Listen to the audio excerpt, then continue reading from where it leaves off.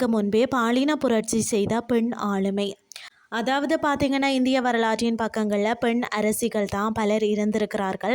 ஆனால் ஒரு பெண் ஆணாகவே வளர்ந்து ஆணாகவே முடிசூட்டி ஒரு பெரும் பேரரசை ஆண்ட கதை மிகவும் அபூர்வந்தான்.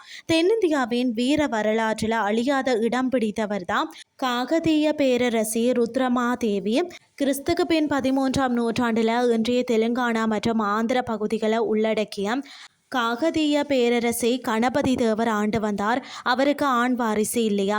அக்காலத்து மரபுப்படி பெண்கள் வாரிசு அரியணை ஏற்றுவதில் பல சிக்கல்கள் இருந்தனதாம். எனவே தனது மகள் ருத்ரமாதேவிய உலகிற்கு ஒரு ஆண் மகனாகவே அறிமுகப்படுத்தினாராம்.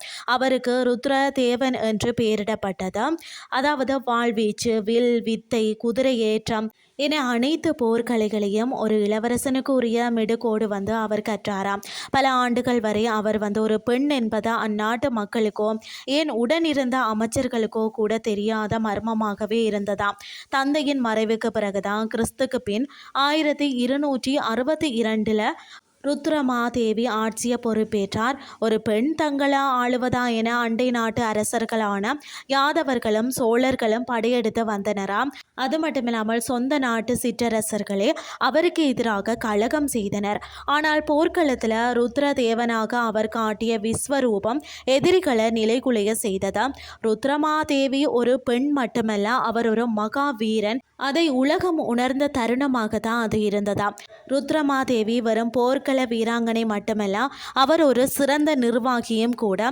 விவசாயத்திற்காக எதிரிகளை வெட்டுவதிலையும் நீர்ப்பாசன முறைகளை மேம்படுத்துவதிலையும் அதிக கவனம் செலுத்தினாராம்.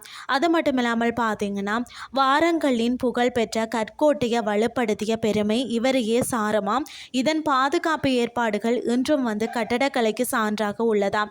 அது மட்டுமில்லாமல் தன் வாழ்நாள் முழுவதும் போர்க்களத்திலேயே கழித்த இந்த வீரமங்கை தனது 80வது வயதில் ஒரு போரின் போதே வீரமரணம் அடைந்ததாக கல்வெட்டுகள் கூறுகிறது. அம்பாதேவன் என்ற சிற்றரசரின் கலக்கத்தை அடக்க சென்ற போதுதான் அவர் தியாகம் செய்த உயிர் இந்திய வரலாற்றில் பெண்களின் வலிமைக்கு ஒரு கலங்கரை விளக்கமாக மாறியதுன்னே சொல்லலாம். இன்றைய கிறிஸ்டி உங்களுக்கு பிரயோசனமாக அமைஞ்சிருக்கும்னு சொல்லி நானும் நம்புகிறேன். இதே மாதிரி மற்றும் ஒரு கிறிஸ்டின் வாயிலாக உங்களை சந்திக்கிறேன். நன்றி.